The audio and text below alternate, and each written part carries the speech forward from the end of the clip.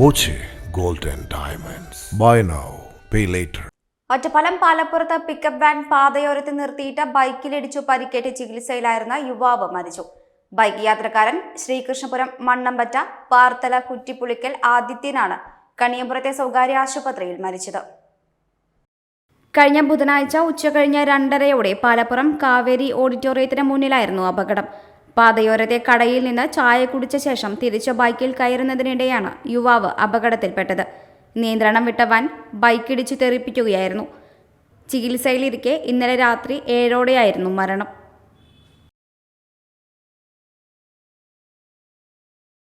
Time kids pre school, Mannannur road, Vaniyamkulam. Dot view news. കാഴ്ചകളാണ് ലോകം, കണ്ടു തുടങ്ങുക.